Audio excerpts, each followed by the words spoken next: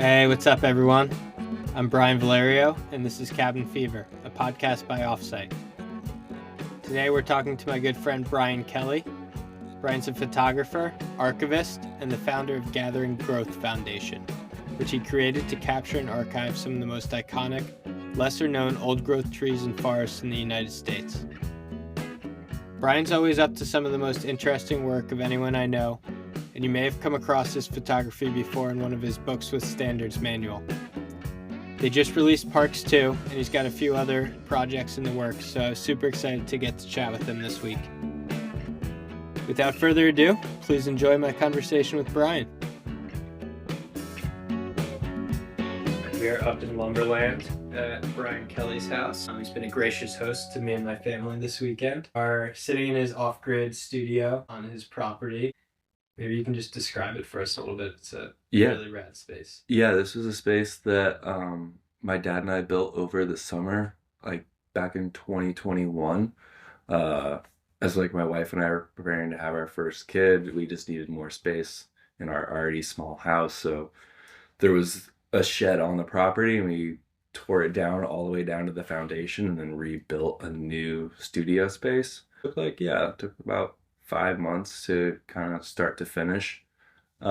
Single slope roof with the highest pitch being almost like 14 feet. And the only internet is my hotspot on my phone. And then all my power comes from a Goal Zero battery with solar panels. So it's just kind of a nice thing to be conscious of how much power you're using. And also it's kind of a reminder to stop working sometimes, which is really nice. But yeah, it's been a good little sanctuary for the last 3 years or so. Yeah, it's an awesome little studio. And I was really surprised in 5 minutes. Yeah. That's awesome. And do you work down here like pretty much every day? Yeah, I mean, as long as I can, get time to put in here. Because again, it's like, especially in the winter time, I feel like in order to get into a good workflow, you have to be able to come down, get the stove going, get the space warm. Because also right now it's like 24 degrees outside, but the times where it's like 0 out, it definitely takes a little longer to get heated up to a point where it's actually comfortable to work in here. So it's really only if I have like a full day I can spend in here that it's worth it. But yeah, it's been good. Definitely getting packed in with material, all of the archive material that I've collected over the last like 10 years. So it's jam-packed with, lots of ephemeral pieces. Yeah, it's really cool for people listening. We've got a loft here with just, what appears to be just a bunch of camping gear and then archival pieces of Brian's work, binders and binders of it. And then the walls are just plastered with a project that we're going to talk about today. Just trees everywhere. Yeah. Which is awesome. And feels kind of meta that we're in this forest. All you can see is trees in every direction. And then the walls are also plastered with them. Yeah. Maybe, let's talk about like how you got here. We met in the city years ago. So, you didn't start at this place, but I've written about it before. This cabin, before you guys were living up here full time, I think even I came up a few times while you guys were traveling and was like essentially a jumping off point for Offset in general. The main house is this really rad cabin that you guys have, and the property in general have like turned into this just kind of amazing space, piece of property with like these beautiful landscaping. And every time I come back, it's like, significantly different. The amount of work that you guys put into the house and the property is unbelievable. Thanks. So yeah, maybe just like if you could tell your backstory and totally. How you ended up here. Probably in 2018, right when my wife Kristen and I met. Before we even met, I had booked the house through Airbnb. My friend Noah owned it and he was renting it out. It's funny because he was also he was the photographer of the book Cabin Porn. And so I basically was in Woodstock for a weekend, saw Cabin Porn at a store, bought it. And at the time I was really wanting to move out of the city. So it was like kind of perfect inspiration for all this. And got introduced to Noah through mutual friends. And then he was like, I'm starting to rent this cabin out on Airbnb. Do you want to book some weekends? And I booked a weekend ahead of meeting my wife. And then we met And I was like, hey, I have this cabin for like a weekend. Do you want to come up with me? And she's like, yeah, just don't kill me. And we spent a weekend up here. We loved it. And then we rented it out 2 or 3 more times. And then eventually Noah was like, hey, I don't want to do this anymore. I want to sell the cabin. Do you guys want to buy it? That's so like, wild. and like, I was already wanting to get out of the city, but I don't think I was like in the mindset really to buy it. And you know, the price that he was trying to sell for was super affordable, but I was like, would you go lower? He's like, no. And I'm like, well, I don't have that money right now. And so it kind of like went away for close to like 4 or 5 months. And then nobody else was putting offers in on it. And then he was like, give me an offer. And I was like, you know, XYZ, whatever. And he's like, no, but I can do this. And I was like, okay, let's do it. Awesome. And it was perfect too, because we didn't have to go through a realtor. It was just like us to us, and then the banks and lawyers. And then we moved up here full time in January 5th of 2019. And, you know, at the time I had already started Gathering Growth Foundation. I was more or less living out of the van part-time, traveling around the country, photographing all the largest trees. And Kristen was traveling a bunch for residencies. And we were kind of just using this as like a weekend spot. It's still having our spot also in New York City. And then fast forward to the pandemic, and we're like, oh, I guess we're just going to live up here full time. Yeah. And we got rid of our spot in New York. And then, you know, fast forward 2 more or another year and a half after that, we're like, oh, we're going to have a kid. So then this just became, over the last like 5 or 6 years now, this is like full-time home. Yeah. But, you know, we still go into the city, you know, maybe once a week or twice a month, whatever it might be for work. So like I still have a studio that I work out of in Bed-Stuy. But I think, you know, being able to move up here full time was what both of us wanted for like our mental health, I think. Yeah. And also for like the long game of investing in something, you know. I don't think either one of us could have like imagined buying the $2 million house in New York City that is nowhere near the amount of space that we get up here with having land. Yeah, and your wife Kristen, it's amazing you guys were Airbnb-ing this as like your first romantic getaway. And yeah, now it is. It's where we live with our family. You guys have built this life with your son Rob.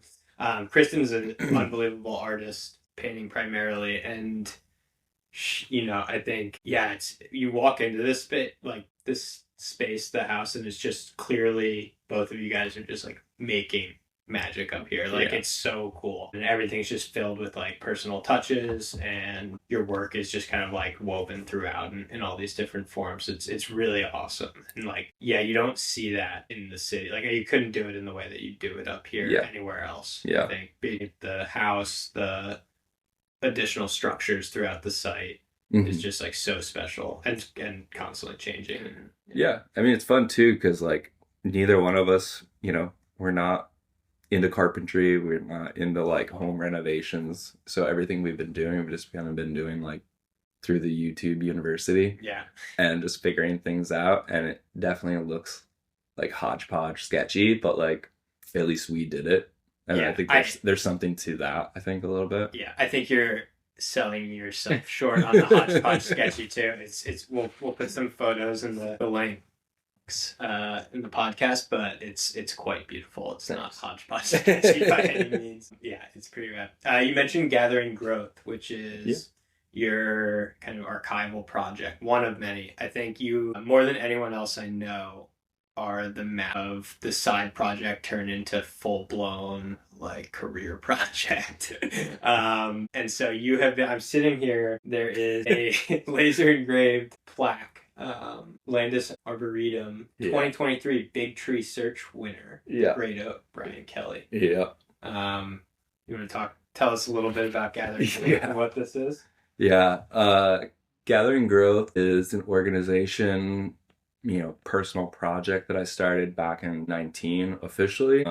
It was kind of the catalyst from starting to document champion trees, and that was working with American Forest, which is the oldest environmental nonprofit in the country. And a champion tree is recognized as the largest of its species through a point system. And so you measure a tree, just to break it down, how to figure out a champion tree or just measurements for a tree.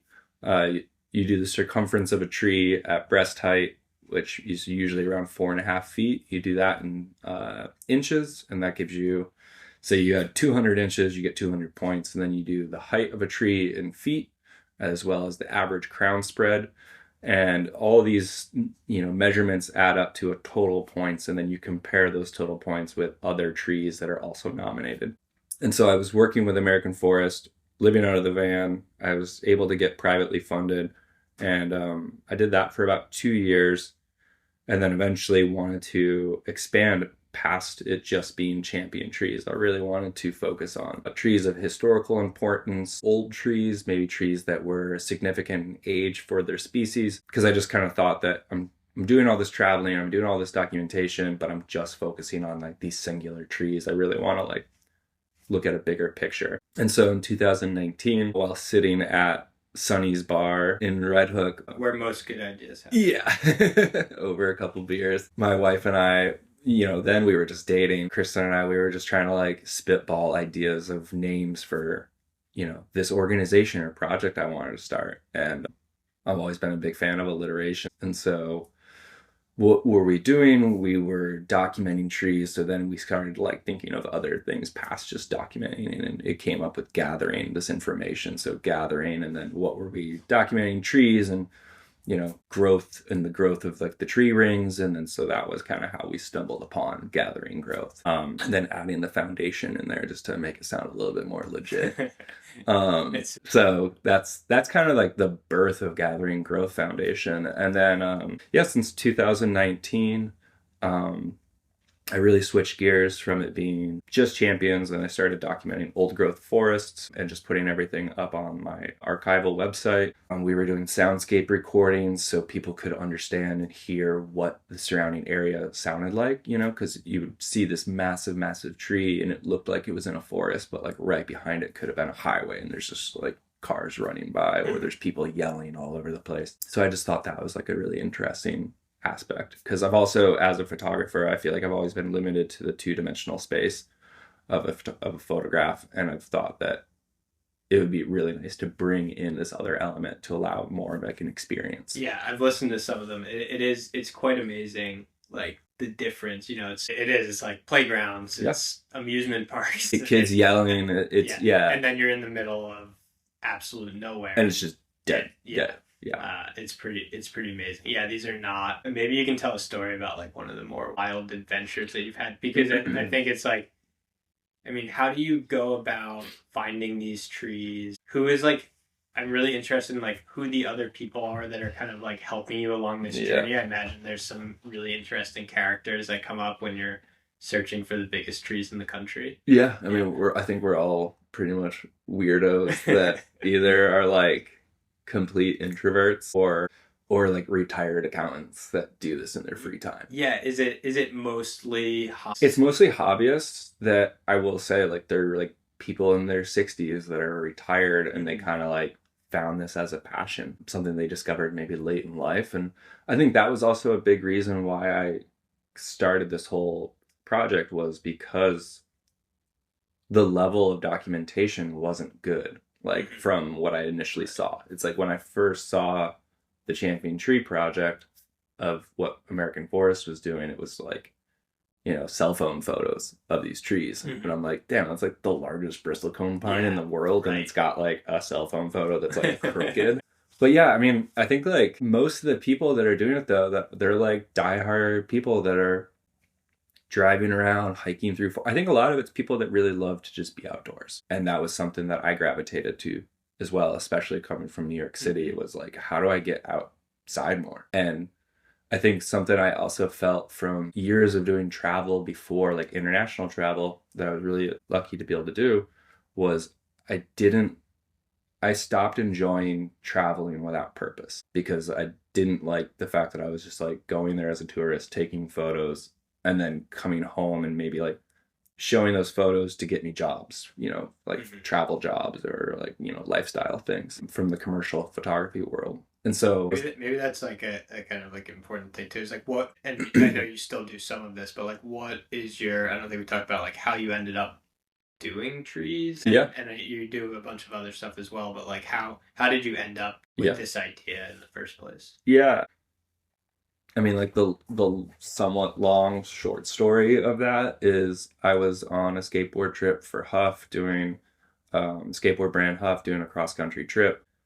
Just as I was about to leave New York City to start the trip, my friend gave me a New York Times issue of that had Robert Frank, who's the photographer behind The Americans, on the cover, and it was a whole story of his journey in life and his work. And my friend was like, "Oh, it's kind of appropriate. Like you're about to go start this trip." Like, and he traveled around the country for, 3 years documenting, in the 50s, I think. Yeah.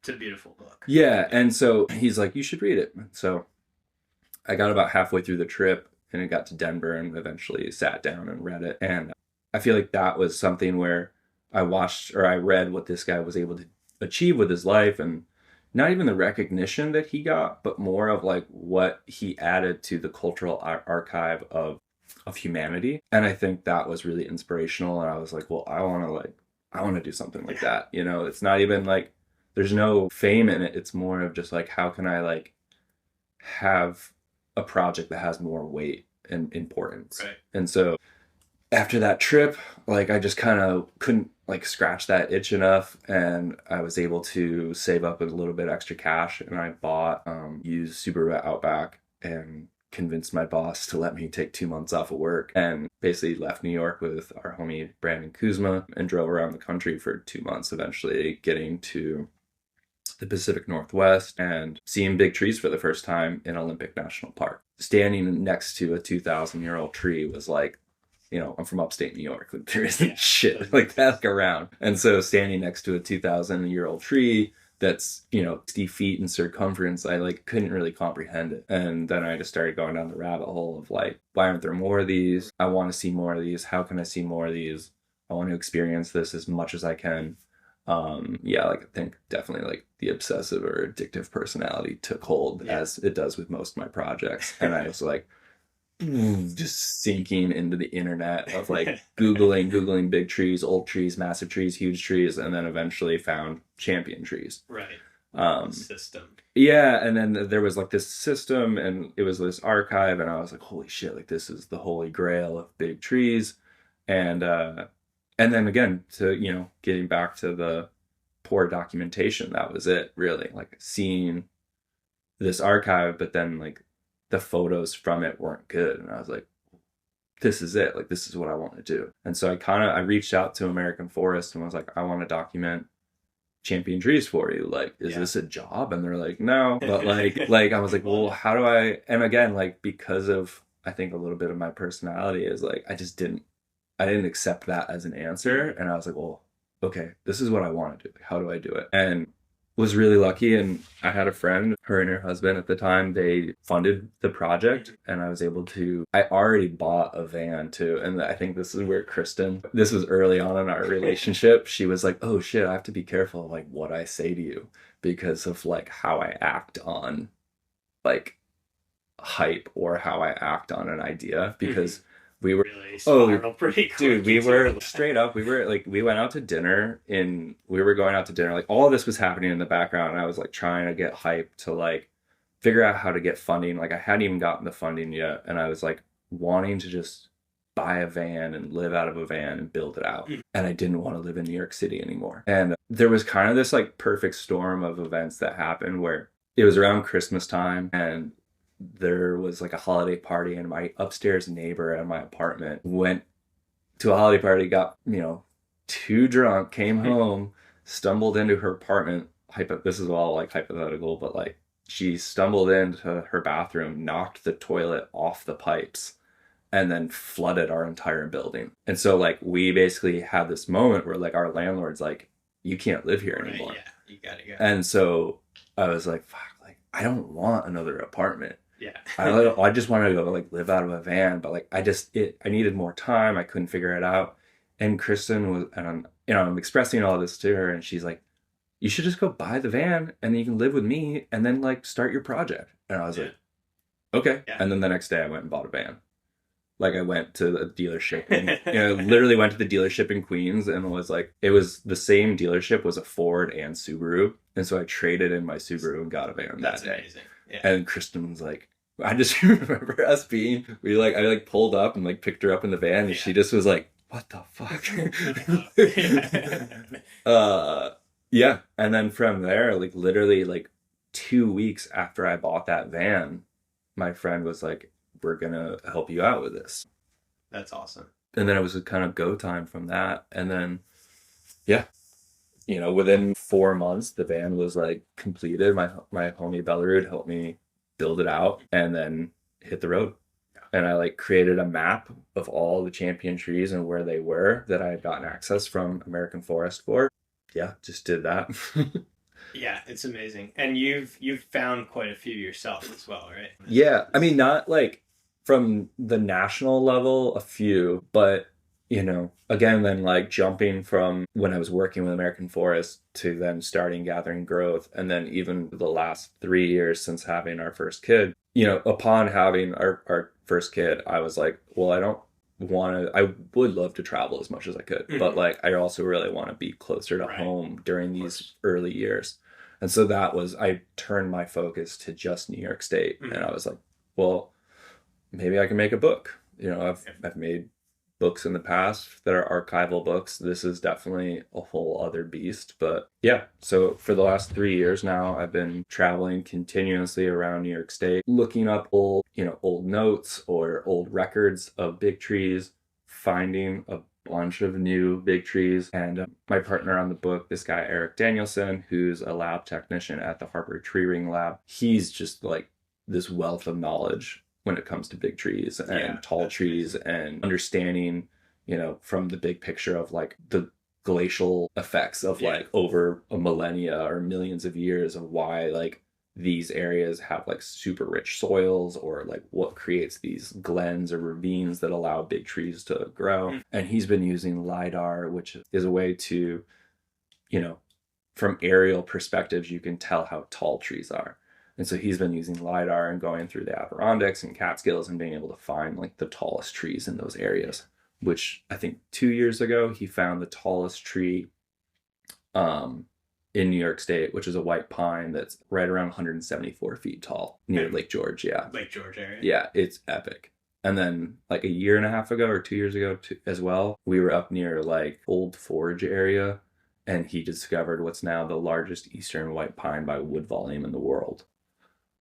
Yeah. Amazing. Yeah. It's crazy. And is that because, I mean, that's so interesting. Like, we know for the most part, like New England's been completely logged and relogged multiple times. So is that because there's no other white pines in the other regions, or is it just like the conditions in this? I think it's the conditions. It's in the Adirondack Park, and a lot of the park wasn't never logged. And so there's that. I mean, what's crazy is most of the park, I think it was in the 30s or 50s, I can't remember exactly, there was a massive like tornado that wiped out a lot of the pristine old growth, like the big trees. But this little spot got missed in that storm. And so that's why, like, when we went into this area, we were like, this is unlike anything I've ever seen, of like all the old growth in New York State. That's got to be such a surreal feeling to walk into a forest. And I'm assuming this is like a pretty inaccessible area. Yeah. No, I don't think anybody knows. No, yeah. And I brought a friend of ours to document some stuff as well. And even she was like, I can't believe this exists in New York State. Yeah. Like, just never thought it did. And it really has like Pacific Northwest vibes. Yeah. Just ancient forest. That's amazing. Massive column trees just all around you. I mean, it must feel pretty wild too to go from, what was, you and Kuzi out of the back of a van to having Harvard scientists using LiDAR helicopters to track these down. It's awesome. But yeah, I mean, right now the main focus is the New York book, and we're breaking it down by all the major ecoregions in New York State. And ecoregions is something that's a global system. But for New York State specifically, there's 1, 2, 3, 4, 5, 6, 7, 8, 9 major ecoregions, I believe. I have 8 on the wall, but there's one that's missing, which is North Central Appalachian. But there's northeastern coastal zones, north central Appalachian, northeastern highlands, northern Allegheny Plateau, Erie Drift Plain, Ridge and Valley, northern Piedmont, eastern Great Lakes lowlands, and Atlantic coastal pine barrens. And so these 9 ecoregions will be the 9 major chapters in the book. Mm-hmm. And then within each chapter will be the trees found in those ecoregions. So cool. The whole wall is just plastered with postcards of trees, of photos Brian's taken. Yeah, this is actually something that's just like gridded out by region. Yeah, and this is something that I did over like the holiday break, just because I've been working on it for 3 years, and when you look at it on a computer and you just see a bunch of like files, it's so hard to visualize it. And so I try to focus on getting these prints up on the wall just to see, it's like, do I even like this photo? Do I need to go reshoot? Because I want this book to like be like kind of a 2-part, thing for myself as well as for people. Is like the audience is super informative, and my partner on the book, I think, will be able to like help with like maybe the scientific aspect of a lot of this, and like the language to have it be of a higher level and it not just be pretty photos. Right. Yeah. But because I really like, nobody's ever made a book like this for New York State specifically of all these trees. And so really wanting it to just, be very informative, but also inspirational from the imagery. Because I think that's another thing as a photographer that gravitated me towards all this, was like being able to see really cool photos or videos of these trees. Because I think if you could get handed a textbook, it's like kids in like high school, if you get handed a textbook and it's just like words and maybe like one photo over like the course of 20 pages, like you're just gonna like glaze over it. But I think if you're able to like, put all these sick photos in between all of that, I think it's like way more digestible and can be actually like get people excited about this. Yeah, it's awesome. And I'm looking at them and it's like, these mix of just these insane forest photos, and then there'll be one on a baseball field with literally a porta potty right underneath it, like directly next to the thing. It's so fascinating. And this is not, I think, a lot of people who follow Offsite and will be listening to this, this is not your first rodeo on compiling a book. You've done several in the past who a lot of people are probably familiar with. You want to tell us about some of those prior projects? Yeah, I mean the first project / like archive book that I ever did was back in 2015 now, I think, which is crazy. Maybe it was 2016. A decade of books. Yeah. So, I mean, and that book, what's crazy is like the one that came out in 2016, I had started collecting in 2011 for. So I collected for like 5-6 years. And that was New York City transit ephemera. And it just started again as like I was living with my brother at the time and in Brooklyn. And I started taking Metro cards. It was like this at the same time, like on the internet, you started seeing that book or a collection, things organized neatly. Right. Yeah. And it was just like things like completely like knolled out and perfect in grids. And so like as a still life photographer, I was looking at it more of like, oh, like I want to do something like that. And like, what's like an everyday object? And so I got Metro cards, and I just got a bunch of like yellow traditional Metro cards that were like beat up in different ways. And I did that, and then my brother was like, whoa, like there's like all these different kinds of Metro cards, like you should do that. And so then I started collecting that, and then it just like the eBay rabbit hole again. It was like, oh, like maps and this and tokens. And so then I started an Instagram account called the NYCTA Project, and I just started posting again, like clean white, drop shadow, these objects that I was finding on eBay. And a lot of it was stuff that nobody knew existed, or like maybe if you went to like the Transit Museum, or you had like a grandpa that worked for the MTA. And it was funny, like I feel like the audience that was gravitated towards the Instagram was like either graffiti dudes or like old New Yorkers. And it was really cool. And like it was awesome. Like the community was super supportive, and like people were always like, what's your address? Like my dad's got this like belt buckle, awesome. Like let me mail it to you for the archive. And so I was doing that for like 5, 6 years, and I kind of like I had no intention of doing a book. It was just like just kind of doing it. Yeah, and because I didn't really have the knowledge of like what was possible at the time. And we got introduced to the guys that started Standards Manual, Jesse and Hamish, when they were still at Pentagram, and they had just come out with the reissue of the NYCTA Standards Manual. And so we got introduced through a mutual friend, Caroline, thank you. Literally almost like changed the course of my life through that introduction. But yeah, we basically got introduced, and I traded them access to photograph their book in return for like a case study. So they were like, we'll give you one of these books if you like do the case study for us. And so like did this trade. I was so hyped just to see it. And then from there, I just like kind of started the conversation again of like, you guys should come to the studio and like check out the archive. And so like they came over one time, we laid it all out, and they were like, this is a book, like, let's do it. And so I spent probably another like 6 months to a year just like getting files prepped, scanning, getting very much so like going on eBay and trying to find like really rare or specific things. And then eventually we put out our first book, which was the NYCTA Projects Objects book. Objects. And then like the book did really well. And I think within like 6 months of the book coming out, I met up with Jesse for coffee. He's like,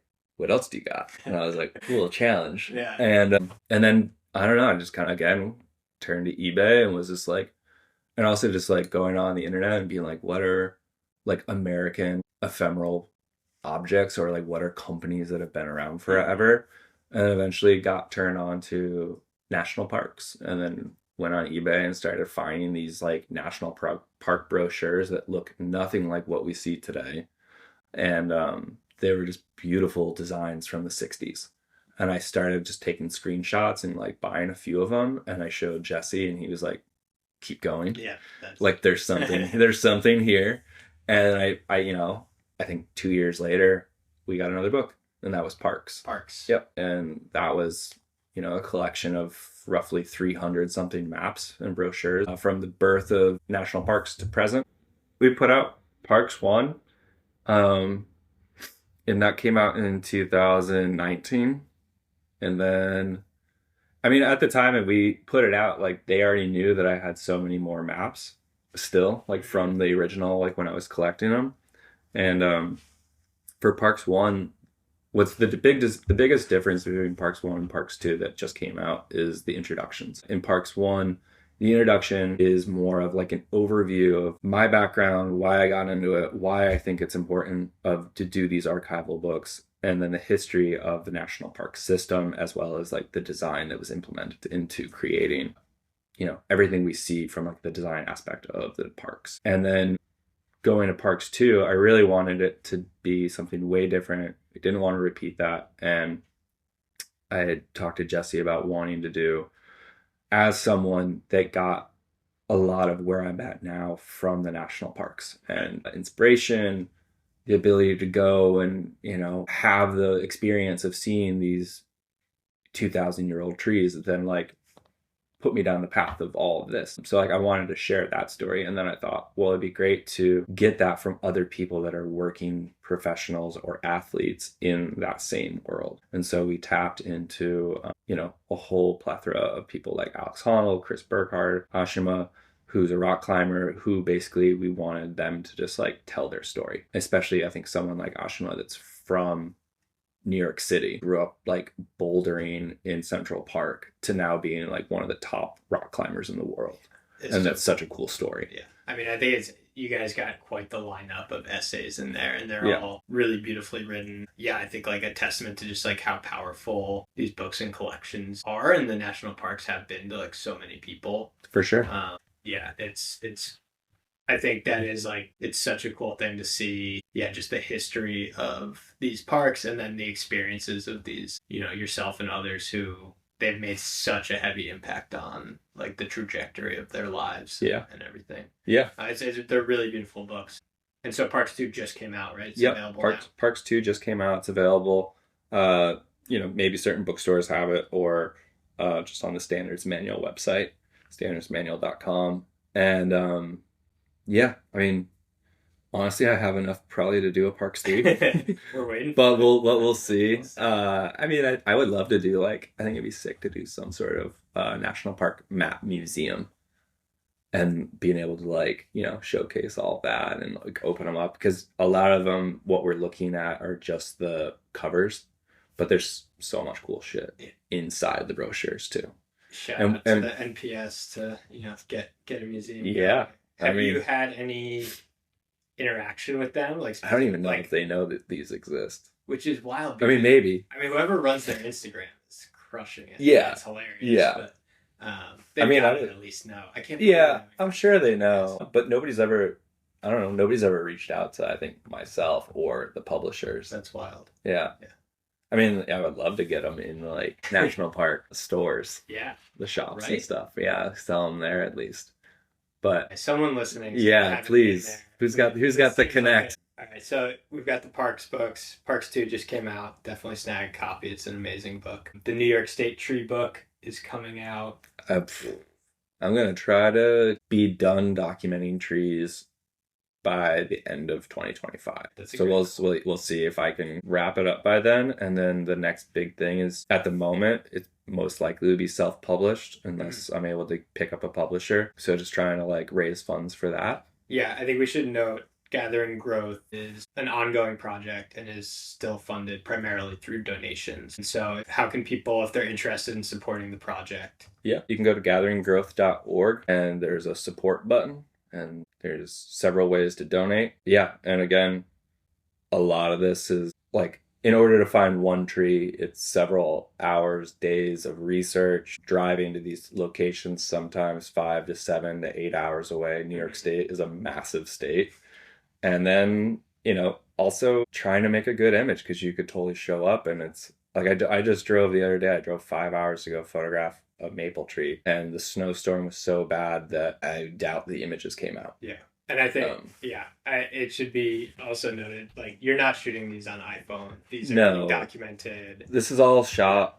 I shoot everything on large format film. Yeah. So the process is definitely way more sensitive when it comes to dealing with the elements. It's not just digital and you can just shoot a million frames or. And expensive as well. Processing large format is no joke. Yeah, I mean, like I was telling you earlier or last night, like the process of shooting one image and printing it out on, and just having a large format shot of you're like, cool, this is my hero shot. Like the math behind how much that one shot cost is like, $500 to $1,000 depending on how much travel and time went into actually photographing it. So it's really dumb. But but again, it's like, yeah. Like and I think it's important work. Like, I think at the core of all of this is, and I think there's conservationist efforts like behind all of this work, I think at the end of the day. And that, like these trees need to be documented, captured so that we don't keep cutting them down and destroying them. Yeah, I mean, we have. I don't know. I mean, I think you probably have a much. I mean, I feel like clearer viewpoint on. Yeah, I mean, like when I first started documenting champion trees and wanting to start gathering growth, my friend John Hardy, he told me about like the first time of like the concept of a shifting baseline and how it perceived things. And especially in our environment, that baseline is continually shifting. Or if you live in New York City, it's been shifted so much that unless you've been able to have the ability to get outside of New York City, your idea of nature might just be like New York City street trees or a park. And so I think, allowing people, I think especially for what's cool about this book is that like, I don't think anybody thinks that New York State has what we've documented, from a big tree perspective. Because same as what you were talking about with New England, we just think it was all cut. Right. Yeah, you think it's all young forests. And I will say, like, most of it was. A lot of these trees in New York that I'm highlighting for the book that are the largest of their species, they might have incredible growing conditions or are on the front lawn of an estate that's 250 years old. It's like, for instance, the largest honey locust in New York State is located at the Vanderbilt estate along the Hudson, which is actually also a national park. And, it's been growing there for, I don't know, I think Vanderbilt was like 150 years ago or something like that, or maybe, somebody correct me. But yeah, like, you know, and a lot of these trees are of that size where like they're 250 to 300 years old and they were just growing on these private estates. Yeah. Or they grew on the edge of a farm back in like Dutchess County that was at the time all farm, and now it's not. It's all like suburban. But maybe it was like a windbreak tree, or it's a tree that they left when they were clearing so that cows had shade. I think that's so fascinating too. Is like each one of these trees like has a story as to how they. There's like a reason that it's there. There's a reason that it's still there, which is so For fascinating. Sure. Yeah. I mean, it's everything too, from like there are New York City street trees in this book. One of them is on Staten Island, and it's a blackjack oak, which Staten Island is the northernmost point for the species. Like it's the only place in New York State you're ever going to find a blackjack oak. Wild. Unless it was planted somewhere else. Because like from a native perspective of where that tree grows natively, Staten Island is the northernmost point. And so this tree just is growing on the street, and they actually have documentation, I guess, of when that area was developed, that they allowed that tree to stay. And when they were building the grid system of like the streets, it was like in this area where they were like, oh, that's like just going to be perfect. And like they just left it there. And there's a sidewalk right next to it and a house on the other side of it. So wild. Now everyone has one reason to go to Staten Island. Yeah. Well, no, there's a really cool park too called Clay Pit Ponds, and it's like similar. It's a state park, but similar idea of like the blackjack, where there's Virginia and shortleaf pine, and those are two species that, I mean, Virginia pine, like you don't see it up here. Yeah. But this is the more northernmost point, and same with post oak. And then the largest tulip tree in New York State is in Staten Island. And it's a tulip tree at Clove Lake Park, and it's got like almost a 26-foot circumference. Who would have thought? Yeah. Staten Island. Yeah. That's awesome. Well, thank you so much, man. Always great talking with you. Yeah. And thank you for the hospitality this weekend. Of course. Yeah, I'm super excited to see everything else you come out with over the next couple of years. Your projects are always my favorite. Thanks, bud. Appreciate it. Man. See you soon. See you soon. All right. Thank you for listening to my conversation with the other Brian. If you'd like to support Gathering Growth, you can do so at www.gatheringgrowth.org, or you can pick up one of his books at standardsmanual.com. If you'd like to support Offsite, you can do so by sharing this podcast with your friends. All right. Thanks so much for listening, and we'll see you next time.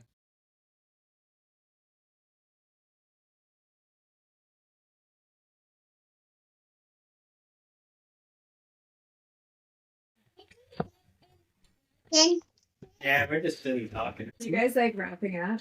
Yeah. And we like just barged in for your last like we like deep Brian's like crying, talking about his legacy. This is actually therapy. Yeah.